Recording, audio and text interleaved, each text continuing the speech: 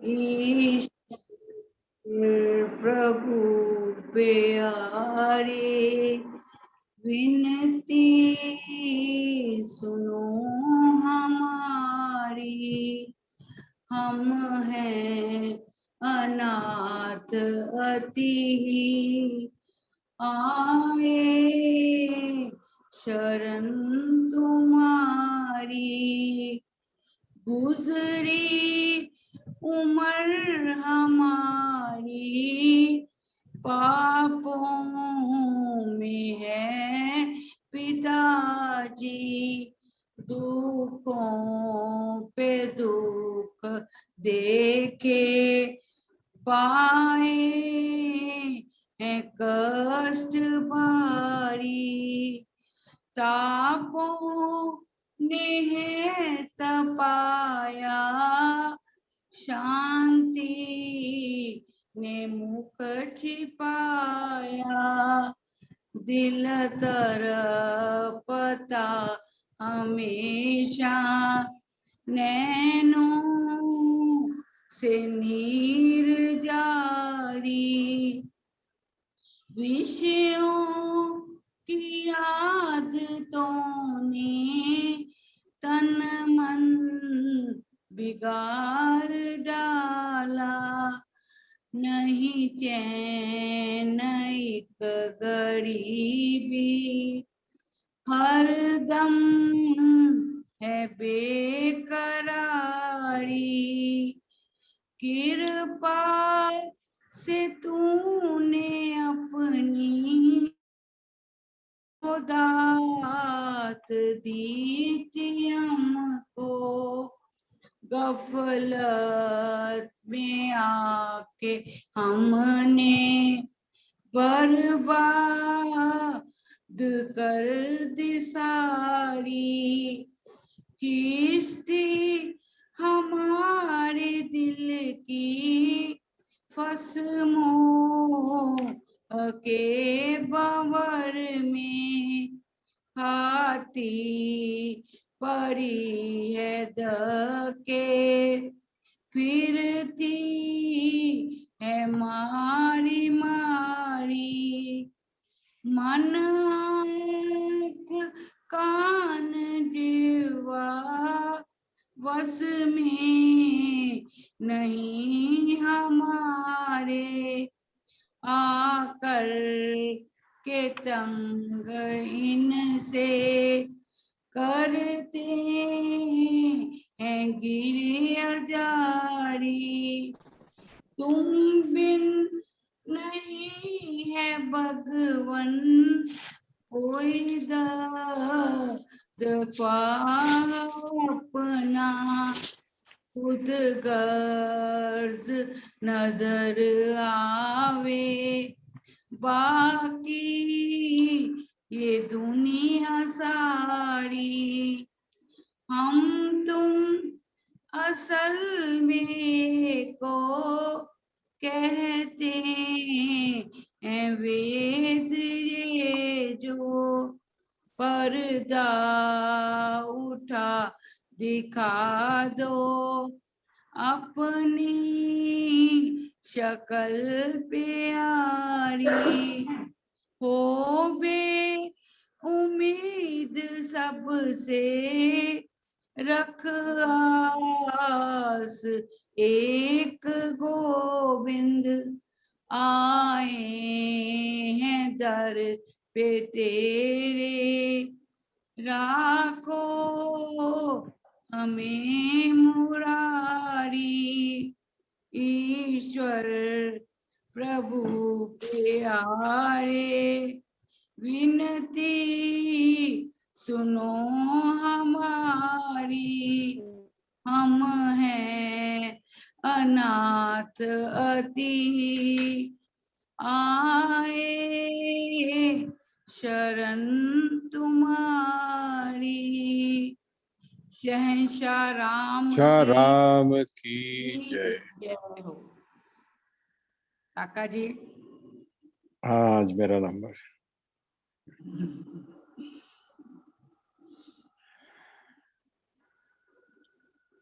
प्यासा कोई मुसाफिर प्यासा, कोई मुसाफिर भूले से दर पे आया प्यासा, कोई मुसाफिर भूले से दर पे आया बरसा है बन के बादल, बरसा है बन के बादल तेरी रहमतों का साया बदला बरसा है बन के बादल तेरी रहमतों का साया पीरों का पीर मुर्शिद मुर्शिद कमाल तेरे पीरों का पीर मुर्शिद मुर्शिद कमाल तेरे कैसे तुझे बताऊं कैसे तुझे भुलाऊं मुद्दत के बाद पाया कैसे तुझे भुलाऊं मुद्दत के बाद पाया रहमो करम का कैसे रहमो करम का कैसे करूं शुक्रिया अदा मैं दिल ने जहां पुकारा दिल ने जहां पुकारा वहीं दौड़ के तू आया बरसा है बन के बादल तेरी रहमतों का साया फैलाने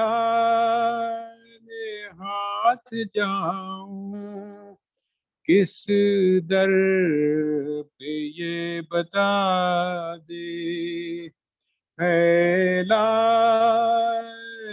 हाथ जाऊं किस दर पे यह बता दे इस दर से बढ़कर मुझको इस दर से बढ़ के मुझको दर दूसरा ना भाया इस दर से बढ़ के मुझको दर दूसरा न भाया तेरे सामने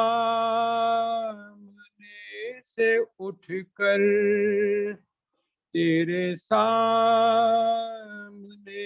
से उठकर मैं किस तरह से जाऊं तेरे सामने से उठकर मैं किस तरह से जाऊं तुझ सा हसीन दिलबर तुझ सा हसीन दिलबर अब तक नजर न आया तुझ सा हसीन दिलबर अब तक नजर न आया कमाल बंद तुम हो रहबर हो रहनुमा हो, ठिकरा दिया जहां ने, ठुकरा दिया जहां ने, तूने गले लगाया, ठुकरा दिया जहां ने, तूने गले लगाया। बरसा है बन के बादल तेरी रहमतों का साया, प्यासा कोई मुसाफिर भूले से दर पे आया।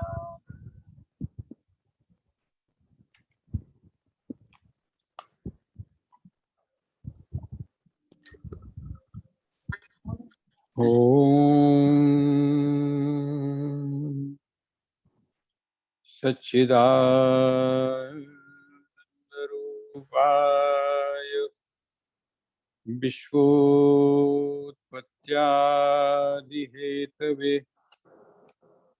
तापत्रय विनाशाय श्री कृष्णाय वयं नमः।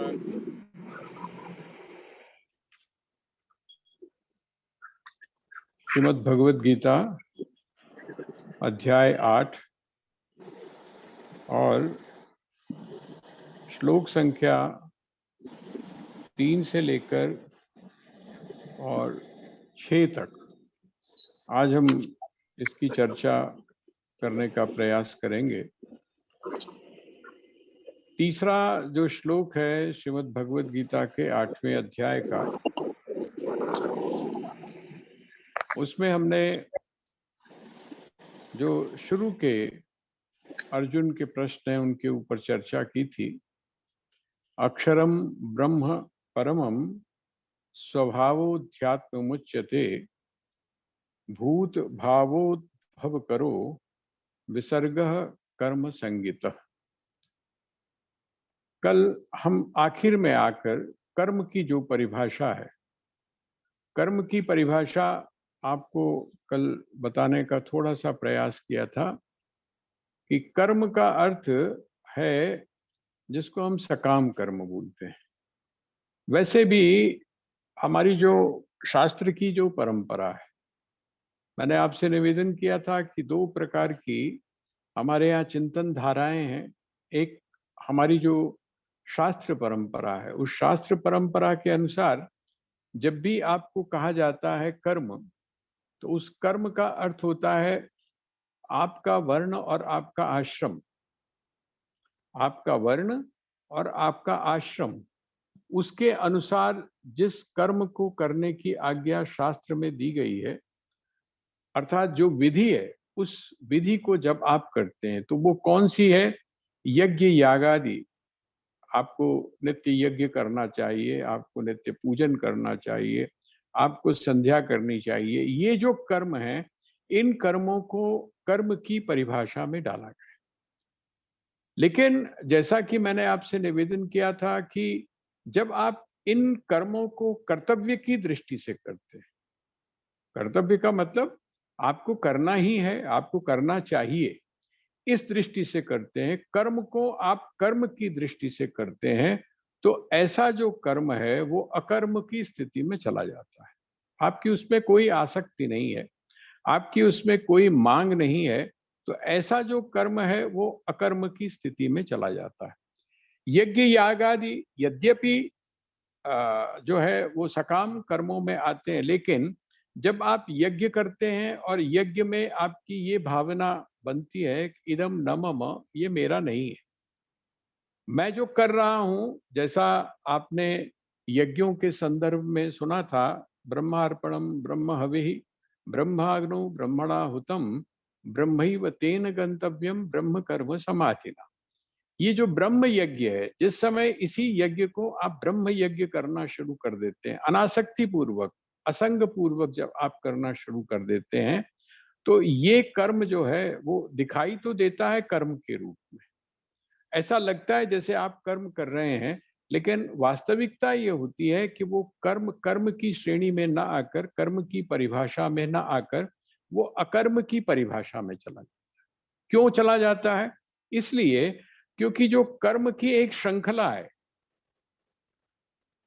ध्यान करिएगा, मैंने सीरीज के बारे में बताया था, कर्म की एक श्रृंखला है। आपने कर्म किया, सकाम कर्म किया, सकाम कर्म के अंदर आपकी कामना पूर्ति हो गई। कामना पूर्ति होने के बाद में जब वो कामना की पूर्ति हुई तो अनेक और कामनाएं आपके मन में पैदा हो गई, उनके लिए फिर आपने काम कर्म किया। इसका मतलब कर्म फल, कर्म फल, कर्म फल, ये आप इस चक्कर में आप पढ़ते चले गए।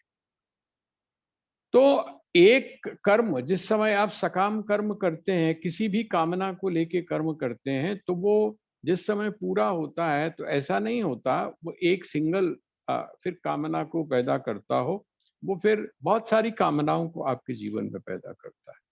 तो कर्म अगर आप सकाम कर्म कर रहे हैं, इसका मतलब आप धीरे धीरे धीरे अपने आप को उलझाते चले जा रहे हैं।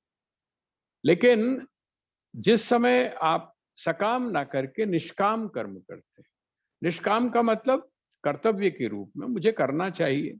आप अपने घर के अंदर ही जिस समय सकाम कर्म करते हैं, आप इसलिए कर्म करते हैं कि लोग आपकी प्रशंसा करें।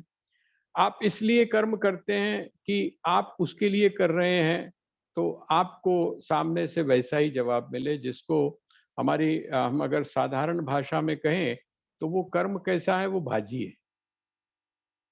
बाजी, जैसे बाजी नहीं होती शादियों में बाजी होती है कि आपने दी, आपने इतने दिए और नोट कर लिया कॉपी में। फिर जिस समय आपके यहाँ कोई फंक्शन होता है, तो आप सोचते हैं अच्छा वो आया था उसने कितने दिए। ये जो देना और लेना है, इसमें आप क्या कर रहे हैं? कैलकुलेशन, एक मैथमेटिक कैलकुलेशन आपकी चल रही है। देते समय आप लेने की बात पहले सोच लेते हैं। जिस समय आपने देवताओं की आराधना की, देवताओं के लिए जब समय आपने यज्ञ आदि किया, तो आपने ये मानकर किया कि मैं ये कर रहा हूं तो इससे मुझको ये मिलेगा। आपने 5 रुपए का प्रसाद चढ़ाया हनुमान जी के ऊपर, और आपने 5 रुपए का प्रसाद चढ़ाने के बाद में अपनी बड़ी मोटी सी कामना उनके सामने रख दी कि मेरा ये जो संकट है ये समाप्त हो जाए। ये कैलकुलेशन, इसको श्रीमद् भगवत गीता में कहा गया है व्यवसायत्मिका बुद्धि। ये व्यवसायत्मिका, व्यापारी वाली बुद्धि, लेने और देने वाली बुद्धि है। तो यहाँ पर जो भगवान कहना चाह रहे हैं वो ये कहते हैं कि कर्म कौन सा है? तो कर्म जो सकाम कर्म है। अब जिस समय कर्म की बात आपके सामने की जाए, तो एक कर्म तो वो है जिसको हम शास्त्रीय कर्म कहते हैं, वो भी कर्म है। लेकिन ये जो कर्म है, ये कर्म क्या करता है आपको? ये कर्म आपको परमात्मा से दूर ले जाता है।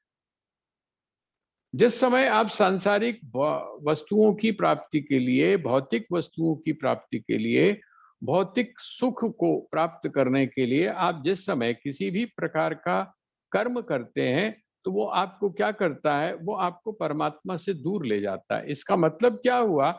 आप अमूल्य जो चीज है, जो श्रेष्ठ वस्तु है, उस श्रेष्ठ वस्तु का जो त्याग है वो किसके लिए कर देते हैं? तुच्छ वस्तु के लिए कर देते हैं। जो शाश्वत है, उस शाश्वत का त्याग, सदैव रहने वाला जो है उसका त्याग आप किसके लिए कर देते हैं? उसके लिए कर देते हैं जो क्षणिक है। तो ये कर्म की परिभाषा भगवान ने यहाँ पर बताई। विसर्ग, विसर्ग का मतलब त्याग। किसका त्याग? मैंने आपसे कल बताया था कि जब आप किसी हेय वस्तु का त्याग करते हैं तो वो कोई त्याग नहीं है। कोई ऐसी चीज है जैसे आपके पास कोई चीज बेकार पड़ी हुई है, बेकार पड़ी हुई है, आपने किसी को बुलाया और उसको आपने दे दिया, ये दान नहीं है। आप इसको दान की श्रेणी में मत रखिएगा, ये दान नहीं है। दान क्या है? जो चीज आपके लिए बड़ी मूल्यवान हो। इसीलिए बहुत सारी कथाएं आप लोग पुराणों में पढ़ते हैं कि भोजन करने के लिए बैठे, भूख के मारे हालत बड़ी खराब है, और जैसे ही भोजन करने बैठे इतने में कोई अतिथि आ गया।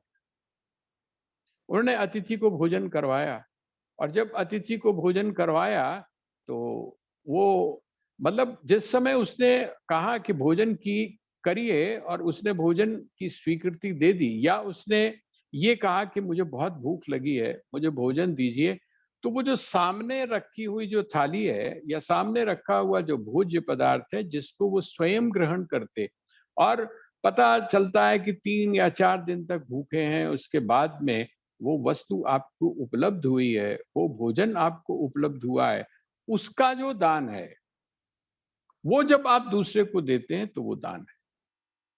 आपके पास जो निरर्थक वस्तु है, निरर्थक वस्तु को यदि आप देते हैं, तो वो निरर्थक वस्तु का दिया जाना वास्तव में दान नहीं है। वो तो आपने हम बोलते हैं कि फेंकनी थी इसलिए हमने दे दी। हम लोग क्या सोचते हैं, चलो ये दाल जो है फ्रिज में पड़ी-पड़ी खराब हो जाएगी, तो क्या करते हैं, चलो माई नू दे देने हैं, माई दे काम आ जाएगी। और अंदर से हमको बड़ी प्रसन्नता होती है कि देखो हमने कितना बड़ा काम किया, हमने कितना बड़ा दान किया। वो कहते नहीं, ये दान नहीं है।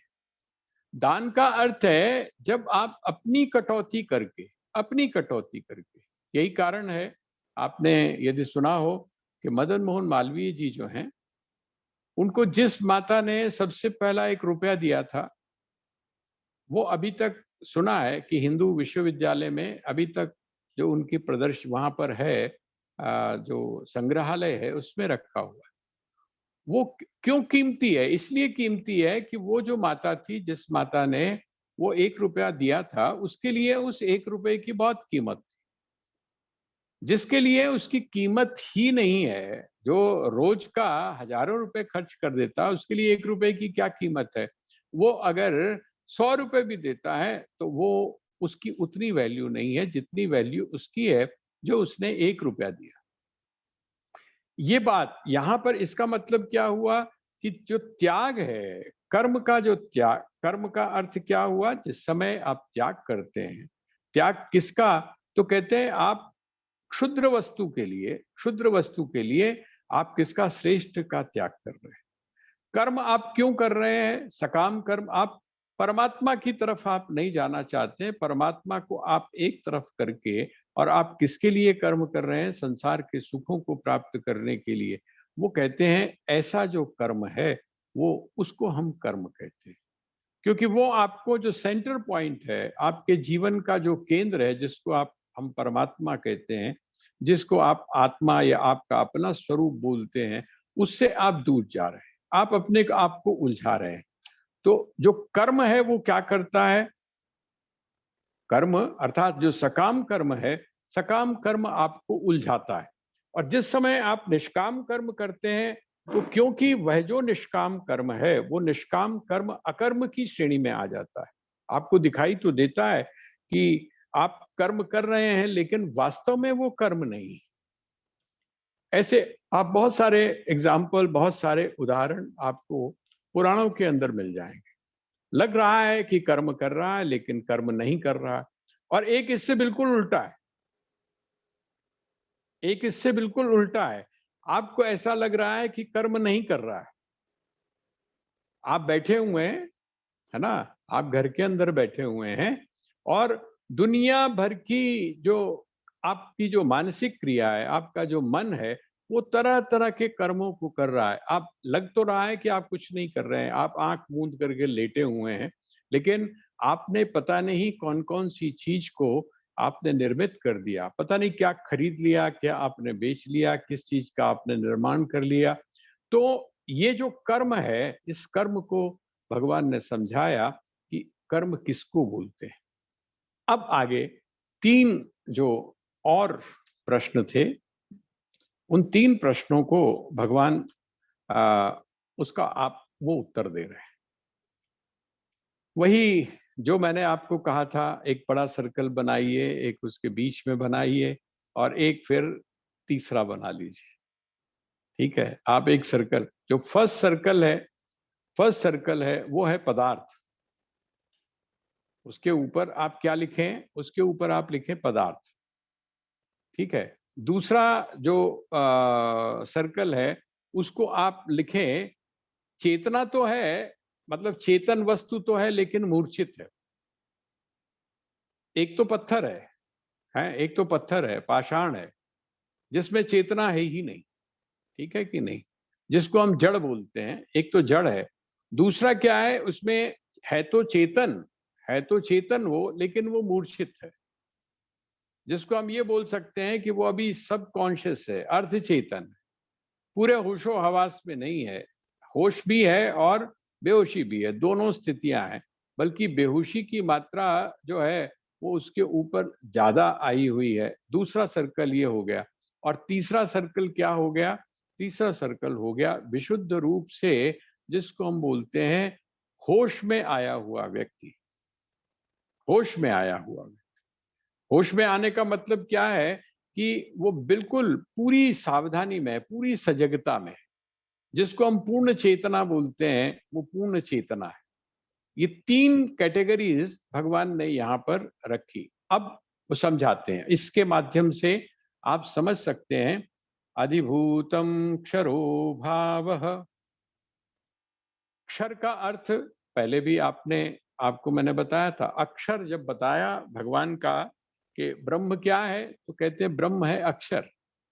अक्षर का मतलब जो खुरता नहीं है, जिसका क्षरण नहीं होता है, जो कम नहीं होता है, ठीक है, जिसमें किसी भी प्रकार का परिवर्तन जो है वो संभव नहीं है, परिवर्तित नहीं होता, ना तो रूपांतरित होता है और ना वो स्थानांतरित होता है, ना एक जगह से दूसरी जगह पर जाता है और ना वो अपने रूप को बदलता है। इसको क्या बोलते हैं? इसको बोलते हैं अक्षर। अब यहाँ पर बोलते हैं, भगवान कहते हैं कि वो एक दूसरा तत्व है जो क्षरो भावः, जो प्रत्येक क्षण बदल रहा है, जो प्रत्येक क्षण बदल रहा है, परिवर्तित हो रहा है, हर क्षण बदल रहा है। आप जब सोचते हैं उसको पकड़ने के लिए, तो समझ में ही आता है कि वो तो बहुत कुछ आगे निकल गया। जैसे एक बहुत तेज जो नदी है, बहुत तेज नदी जो बह रही है, उसमें आप यदि लोटा भरने की कोशिश करते हैं, तो जब आप सोचते हैं कि मैं पानी भरूं, तब तक आपको क्या महसूस होता है? तब तक आपको ये महसूस होता है कि जिस पानी को भरने के लिए आप लोटा नीचे डालते हैं, वो पानी तो खिसक गया, बहुत आगे निकल गया। जिस क्षण आपने पानी भरने की बात सोची और जिस समय आपने उस नदी के अंदर वो अपने लोटे को या अपने पात्र को डाला, वो दोनों अलग अलग जल है। बस ये है कि कंटिन्यूटी है, इसलिए आपको एक ही दिखाई दे रहा है। कहते हैं इसी तरह से ये एक तत्व ऐसा है जो क्षर है। वो जो क्षर है उसको क्या बोलते हैं? उसको बोलते हैं अधिभूत। अधिभूत का अर्थ क्या हो गया? अधिभूत का अर्थ हो गया संसार। ये जो विश्व है, ये विश्व क्या है? ये अधिभूत। भूत शब्द का अर्थ आप लोग समझ ही रहे हैं, भूत का पंच महाभूत और उसके साथ में जो तीन चीजें और हैं, इसका मतलब प्रकृति, जिसको हम माया माया बोलते हैं। माया से विशिष्ट जो चैतन्य है, जो क्या है? प्रत्येक क्षण बदल रहा है। अच्छा, यही इसकी खूबसूरती भी है। जो संसार है, ये संसार सुंदर क्यों दिखाई देता है? साहित्य में जो लिटरेचर है, हमारे यहाँ संस्कृत का जो साहित्य है, उसमें उन्होंने कहा कि खूबसूरती जो है उसकी क्या परिभाषा है? तो उन्होंने कहा क्षणे क्षणे यन नवताम उपैति तदेव रूपम रमणीयताया। आपने देखा होगा कि आप जिस समय किसी कोई भी फंक्शन आपका होता है ना, तो फंक्शन में आप क्या करते हैं? वैरायटी चाहिए ना आपको। जिस समय आप घड़ोली पे अगर आप हैं, है ना, तो आपकी ड्रेस कुछ और होती है। फिर जिस समय आप आते हैं वहाँ से, तो जब सेहराबंदी हो रही होती है, तब आपकी ड्रेस कुछ और होती है। जिस समय आप वहाँ पर पहुँच जाते हैं, तब आप कोशिश करते हैं कि आपकी ड्रेस कुछ और बदल जाए और उसके बाद जिस समय फेरे होते हैं, तब आपकी ड्रेस कुछ और होती है और जिस समय विदाई होती है, तब आपकी ड्रेस कुछ और होती है। शादी एक ही है, लेकिन उसमें आपको वैरायटी चाहिए और वो जो वैरायटी है, वो आपको फ़ोटोग्राफ में बड़ी अच्छी लगती है। देखो, मैंने इसमें ये पहना था, इसमें ये पहना था, इसमें ये पहना। अब एक ही तरह का अगर किसी ने पहना हुआ है, तो आप सीधा उससे पूछते हैं है ना। जब आप ये पूछते हैं कि गल है तेरे को और कोई कपड़े नहीं है सी, और कोई कपड़े नहीं है सी, ये वही शगन विच भी ये वही पाए ने, ठाके ते भी ये वही पाए ने, ब्याह विच भी ये वही पाए ने, चुन्नी ते भी ये वही पाए ने। हैं आप ये जब पूछते हैं इसका मतलब क्या है, वो ये बताना चाहता है कि यार अच्छा नहीं लग रहा है, कम से कम बदल तो लेता, कुछ तो बदल लेता। ये जो परिवर्तन है, ये जो बदलना है संसार की दृष्टि में, ये क्या है, वो कहते हैं ये रमणीयता है, इसका सौंदर्य है। और ये जो संसार है, इस संसार की खासियत क्या है, वो अपनी सुंदरता को दिखाने के लिए, क्योंकि वास्तव में वो सुंदर है नहीं, वास्तव में वो सुंदर है नहीं, ठीक है। और जब सुंदर है नहीं, जिनके जिनके पास में अपना सौंदर्य होता है, उनको मुझे नहीं लगता, पहले के जमाने में लोगों की आस्था थी इस प्रकार की, खाते थे पीते थे, स्वस्थ रहते थे, इसलिए उन उस समय ये जो एक आजकल चले हुए हैं ब्यूटीक, ये ब्यूटीक नहीं थे तब। जैसे जैसे हमने अपने शरीर की उपेक्षा करनी शुरू कर दी, वैसे वैसे क्या हो गया, ये सब आने शुरू हो गए। आप अपनी कमियों को छुपाने के लिए वहां पर आप जाते हैं, नए नए नए तरीके से आपने अपने आप को दिखाना है। यही बात यहाँ पर है कि वो जो संसार है, उस संसार का अपना सौंदर्य नहीं है, उधार लिया हुआ है। अपनी उसके पास में खूबसूरती नहीं है, उधार ली हुई है। अपने उसके पास में कोई वस्त्र या कपड़े नहीं है, वो दूसरे के पहने हुए हैं, और उसके बावजूद वो इछलाता है। तो भगवान कहते हैं अधिभूतम क्षरो भावः और पुरुषश्चाधिदैवितम। वो कहते हैं कि जो उसके भीतर है, उसके भीतर कौन है, उसके भीतर हम और आप। ये जो क्षर है ना, क्षर, इस क्षर के बीच में कौन है, उसके बीच में हम हैं। हम कौन है, तो कहते हैं हम आधे सोए हुए हैं और आधे जागे। आपको मैंने बताया था कि जो इल्यूजन होता है, इल्यूजन जो होता है, जिसको हम भ्रम बोलते हैं या जिसको आप माया बोलते हैं, उस माया में क्या होता है, दोनों चीजें होती हैं। अगर पूर्ण अंधकार हो, पूर्ण अंधकार हो, वहां पर भी भ्रम नहीं होता, और अगर पूर्ण प्रकाश हो तो वहां पर भी भ्रम नहीं होता। चेतना है, जड़ता नहीं है यहाँ पर, चेतना है, लेकिन वो पूरी तरह से चेतन नहीं है, अर्ध चेतन है, आधा चेतन है और आधा अभी जड़ है। ऐसा जो है वो कौन है, तो कहते हैं पुरुषश्चाधिदेवितम। ये जो पुरुष है, पुरुष का अर्थ ये जो जीव है, जीव जिसको आप बोलते हैं, इस जीव को क्या कहा गया, वो कहते हैं ये जीव जो है वो अधिदैव है, अधिदैव। अब उसका जो अगला है, अधियज्ञोहम एवात्र। अहम मतलब मैं कौन हूं, तो मैं हूं अधियज्ञ। भगवान कहते हैं कि जो देहे देह भृताम वर, वर मैंने क्या होता है, वर मैंने होता है श्रेष्ठ, ठीक है। तो कहते हैं देहे देह भृताम वर, कहते हैं जो देह धारण करने वाले हैं उनके देह में मैं जो श्रेष्ठ है वो कौन है, वो कहते हैं सबसे श्रेष्ठ कौन है, वो कहते हैं अधियज्ञ। अधियज्ञ का मतलब जो पूर्ण चेतना है, पूर्ण प्रकाश है, पूर्ण प्रकाश है, वो कौन है, वो कहते हैं वो मैं हूं। इसको आप जो सिंबॉलिक एक आप ले सकते हैं, सिंबॉलिक आप ऐसे ले सकते हैं कि एक तो है बिल्कुल जिसको बोलते हैं बुझा हुआ, अभी उसमें अग्नि नहीं है, अभी वो बुझा हुआ है, जड़ चीजें वहां पर रखी हुई। आप थोड़ा सा एक जो यज्ञ है, उस यज्ञ का कंसेप्ट आप सोच लीजिए